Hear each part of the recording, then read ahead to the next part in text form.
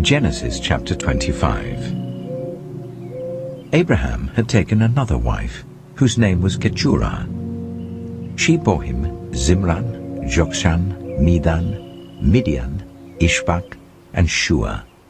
Jokshan was the father of Sheba and Dedan. The descendants of Dedan were the Ashurites and Letoshites and the Lumites. The sons of Midian were Ephah, Hanok, Abida, and Eldaah. All these were descendants of Keturah. Abraham left everything he owned to Isaac. But while he was still living, he gave gifts to the sons of his concubines and sent them away from his son Isaac to the land of the east. Abraham lived 175 years. Then Abraham breathed his last and died at a good old age, an old man and full of years, and he was gathered to his people. His sons Isaac and Ishmael buried him in the cave of Machpelah, near Mamre, in the field of Ephron, son of Zohar the Hittite, the field Abraham had bought from the Hittites. There Abraham was buried with his wife Sarah. After Abraham's death, God blessed his son Isaac, who then lived near Beer Lahai-roi. This is the account of the family line of Abraham's son Ishmael, whom Sarah's slave Hagar the Egyptian bore to Abraham. These are the names of the sons of Ishmael, listed in the order of their birth. Nebaioth, the firstborn of Ishmael, Kedah, Adbeel, Mibsam, Mishma, Duma, Massa, Hadad, Tema, Jetur, Nephish, and Kedema. These were the sons of Ishmael, and these are the names of the 12 tribal rulers according to their settlements and camps. Ishmael lived 137 years. He breathed his last and died, and he was gathered to his people. His descendants settled in the area from Havilah to Shur, near the eastern border of Egypt as you go towards Ashur. And they lived in hostility toward all the tribes related to them. This is the account of the family line of Abraham's son Isaac. Abraham became the father of Isaac, and Isaac was 40 years old when he married Rebekah, daughter of Bethuel the Aramean from Paddan Aram, and sister of Laban the Aramean. Isaac prayed to the Lord on behalf of his wife because she was childless. The Lord answered his prayer, and his wife Rebekah became pregnant. The babies jostled each other within her, and she said, "Why is this happening to me?" So she went to inquire of the Lord. The Lord said to her, "2 nations are in your womb, and 2 peoples from within you will be separated. 1 people will be stronger than the other, and the older will serve the younger." When the time came for her to give birth, there were twin boys in her womb. The first to come out was red, and his whole body was like a hairy garment, so they named him Esau. After this his brother came out, with his hand grasping Esau's heel, so he was named Jacob. Isaac was 60 years old when Rebekah gave birth to them. The boys grew up, and Esau became a skillful hunter, a man of the open country, while Jacob was content to stay at home among the tents. Isaac, who had a taste for wild game, loved Esau, but Rebekah loved Jacob. Once, when Jacob was cooking some stew, Esau came in from the open country, famished. He said to Jacob, "Quick, let me have some of that red stew. I'm famished." That is why he was also called Edom. Jacob replied, "First sell me your birthright." "Look, I am about to die," Esau said. "What good is the birthright to me?" But Jacob said, "Swear to me first." So he swore an oath to him, selling his birthright to Jacob. Then Jacob gave Esau some bread and some lentil stew. He ate and drank and then got up and left. So Esau despised his birthright.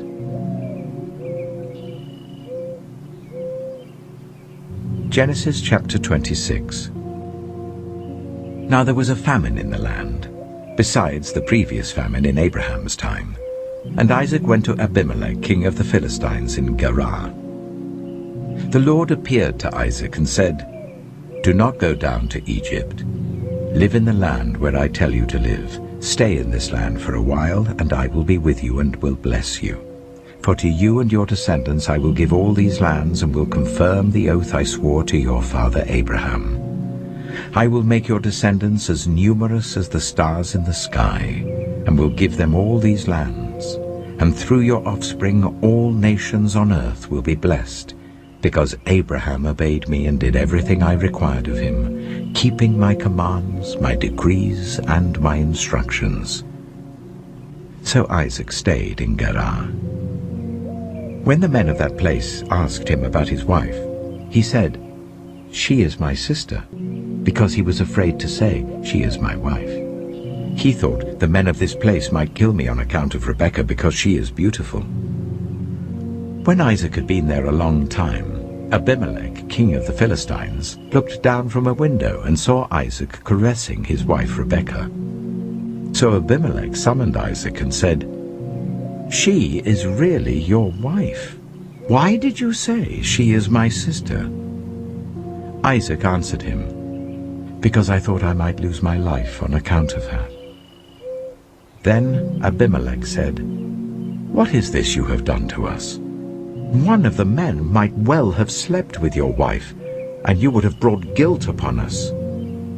So Abimelech gave orders to all the people, "Anyone who harms this man or his wife shall surely be put to death."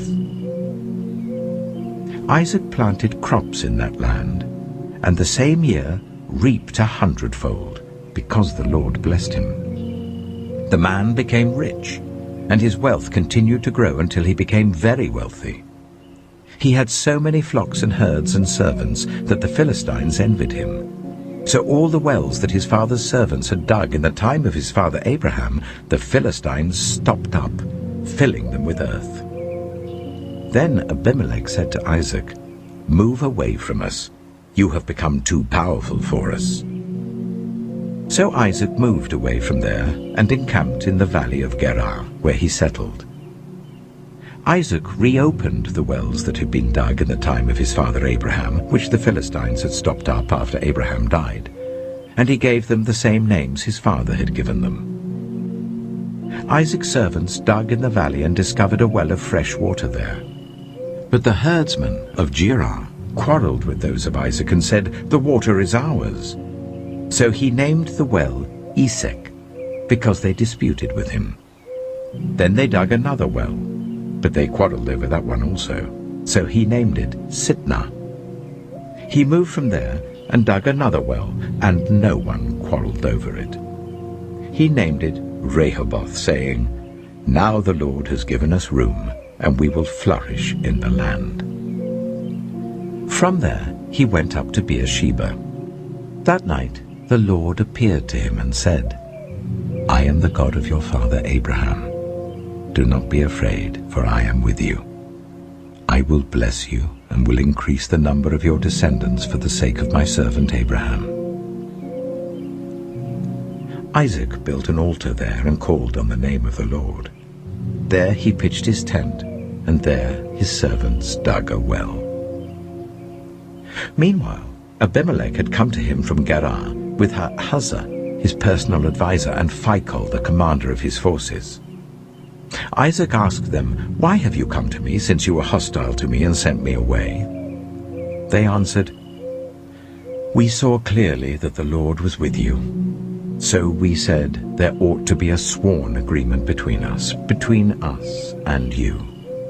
Let us make a treaty with you, that you will do us no harm, just as we did not harm you, but always treated you well and sent you away peacefully.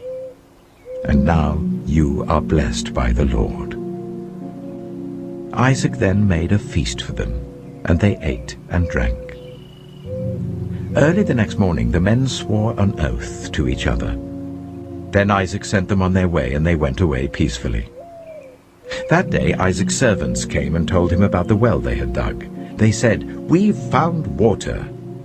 He called it Sheba, and to this day The name of the town has been Beersheba. When Esau was 40 years old, he married Judith, daughter of Beeri the Hittite, and also Basemath, daughter of Elon the Hittite. They were a source of grief to Isaac and Rebekah.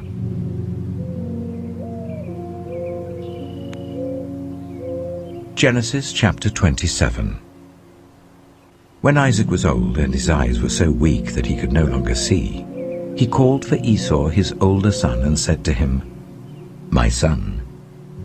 "Here I am," he answered. Isaac said, "I am now an old man and don't know the day of my death.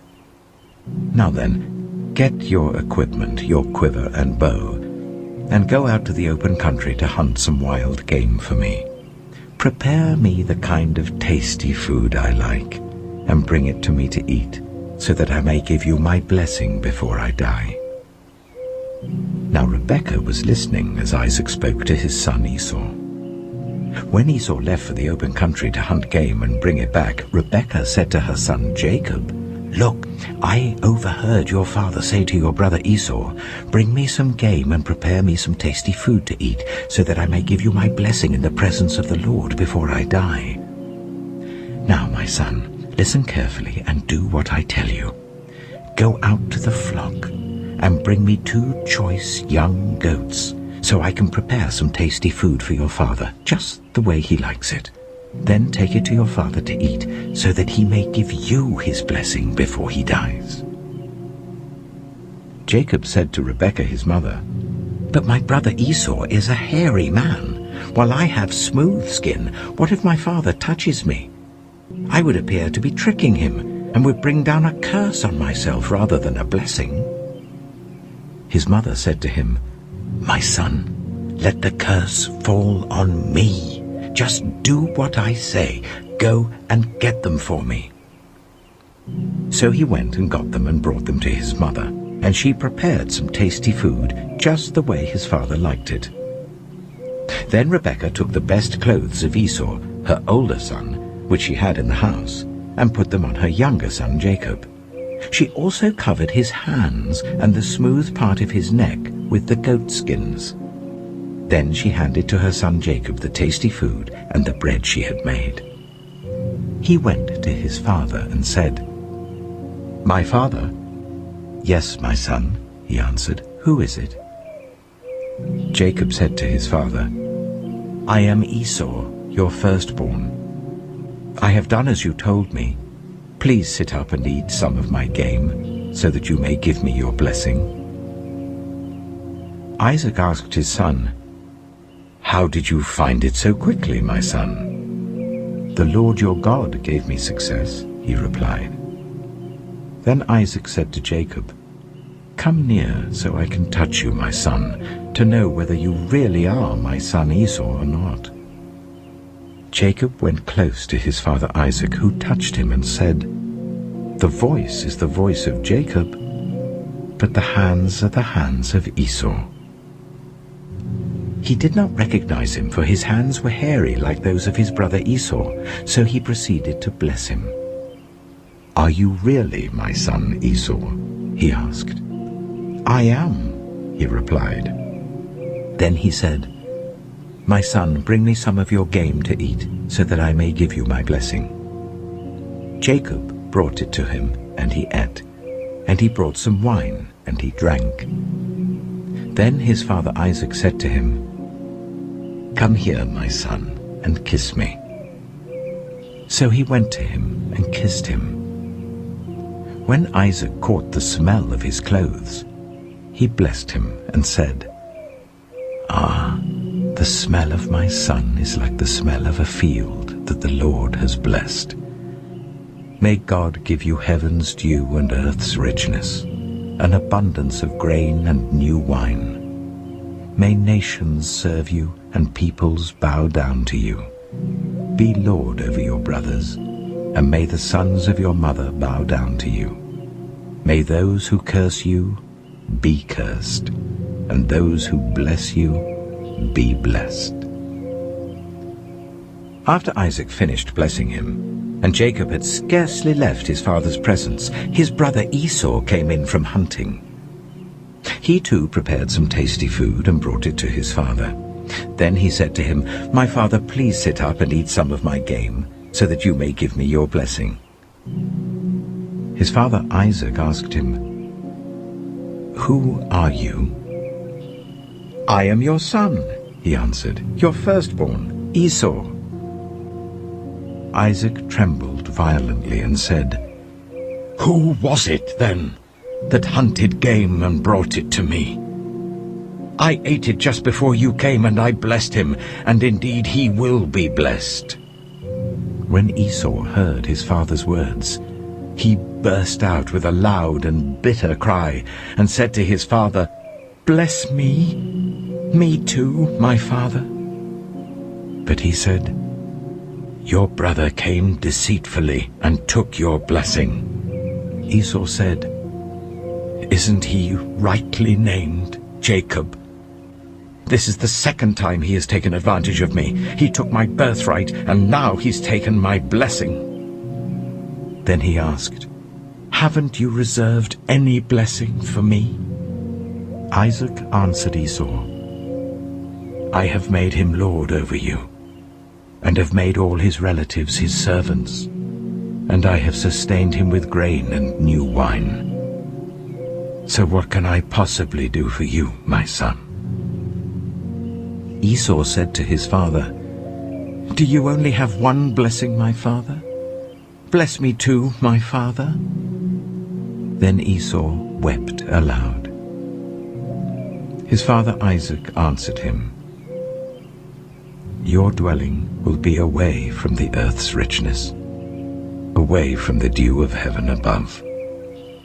You will live by the sword, and you will serve your brother. But when you grow restless, you will throw his yoke from off your neck."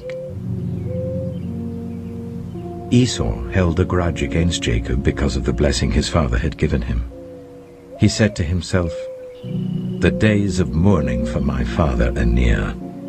Then I will kill my brother Jacob." When Rebekah was told what her older son Esau had said, she sent for her younger son Jacob and said to him, "Your brother Esau is planning to avenge himself by killing you. Now then, my son, do what I say. Flee at once to my brother Laban in Haran.